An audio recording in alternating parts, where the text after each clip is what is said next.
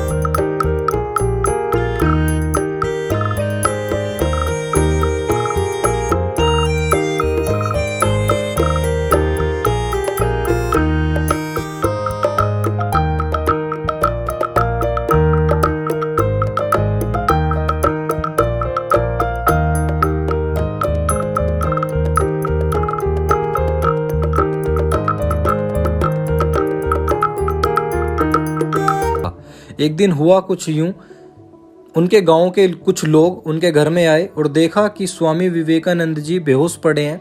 फिर उन्होंने कुछ पानी के छींटे उनके चेहरे पर मारकर उनको उठाया और जाना, और हैरान हो गए कि उनको पता चला कि स्वामी जी पिछले 3 दिन से लगातार पढ़ाई कर रहे हैं। पढ़ाई करने के चक्कर में उनको पता ही नहीं है कब खाना है, कब सोना है, और कब दिन हो रही है, कब रात हो रही है, कुछ नहीं पता। तो इससे हमको पता चलता है कि उस इंसान का फोकस कितना तगड़ा था पढ़ाई को लेके। एक और किस्सा आपको सुनाता हूँ स्वामी जी का। स्वामी विवेकानंद जी जब एक बार भारत से चिकागो गए तो वहाँ पे एक लाइब्रेरी हुआ करती थी। मैंने पहले भी आपको बताया स्वामी जी को पढ़ाई करने का बहुत शौक था, तो वो नोवेल वगैरह सारी चीज़ें पढ़ते रहते थे। तो उस लाइब्रेरी में वो मॉर्निंग में जाते थे, एक बुक लेते थे और शाम को वो बुक को वापस कर देते थे। इसी तरीके से डेली चलता रहा। सुबह जाते थे, बुक पढ़ते थे, शाम को वापस। सुबह जाते थे, बुक पढ़ते थे, शाम को वापस। सुबह जाते थे, बुक पढ़ते थे, शाम को वापस। तो लाइब्रेरी में एक मैम थी जो इस चीज़ को नोटिस करती थी। उन्होंने उसको रोका स्वामी जी को और उनसे पूछा, एक सवाल किया कि आप सारे भारत के ऐसे ही लोग होते हो, आपको पढ़ना लिखना कुछ नहीं है, बुक लेनी है और रख देनी है। तो स्वामी जी ने जवाब दिया कि मैम, मैं बुक को पढ़ता हूँ और समझता भी हूँ और मुझे सारी चीज़ याद भी है। तो उनको विश्वास नहीं हुआ। उन्होंने कुछ बुक्स लेके आई मैम और सवाल किया कि चलो मैं आपसे क्वेश्चन करती हूँ, आप उसका जवाब देना। तो वो सवाल पूछती हैं मैम उनसे बुक खोलने के बाद। तो स्वामी जी जवाब देते हैं। मैम भी हैरान रह जाती हैं, उनकी आंख खुली की खुली रह जाती हैं, कान फटे के फटे रह जाते हैं। तो दोस्त, जवाब कुछ इस तरीके का था। जब वो सवाल पूछती हैं मैम तो वो जवाब नहीं देते। वो कहते हैं कि मैम, मुझे पता है आप कौन सी बुक में और कौन से पेज नंबर में और किस पैराग्राफ से आप ये क्वेश्चन पूछ रहे हो, और इसका जवाब कौन से पेज पे है मैं वो भी बता देता हूँ। और जब वो जवाब बिल्कुल सही मिलता है तो मैम के होश उड़ जाते हैं। तो दोस्त इस चीज़ से हमको पता चलता है कि उनकी जो मेमोरी थी वो फोटोग्राफिक मेमोरी थी। वो सारी चीज़ों को याद रखते थे, वो सारी चीज़ों को समझते थे। इनका जो कैरेक्टर था वो बहुत पावरफुल था, इनका जो माइंड था वो बहुत पावरफुल था, इनकी जो मेमोरी थी वो बहुत पावरफुल थी, फोटोग्राफिक मेमोरी थी। लेकिन हर समय एक जैसा नहीं होता। 1902 जून का महीना, तबीयत बहुत ख़राब हो गई, बहुत ज़्यादा। 31 बीमारियां इनको हो गई, जिसमें अस्थमा, कैंसर जैसी बड़ी बीमारियां भी थी। और उम्र कितनी थी स्वामी जी की? 39 की उम्र में 31 बीमारियां उनको हो गई और अस्थमा, कैंसर जैसी बहुत बड़ी बीमारियां भी उनको थी।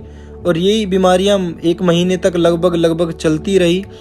4 जुलाई 1902 39 की एज में स्वामी जी का देहांत हो गया। तो इसी के साथ वीडियो को करते हैं यहीं पे एंड। अगर आपको वीडियो में कुछ भी चीज़ अच्छी लगी हो तो आप कमेंट करके ज़रूर बताना। और अगर आपको वीडियो अच्छी लगी है तो दोस्त प्यार दिखाना, लाइक करना, वीडियो को शेयर करना, सब्सक्राइब करना और बेल आइकन को प्रेस करना ना भूलें। Thank you so much.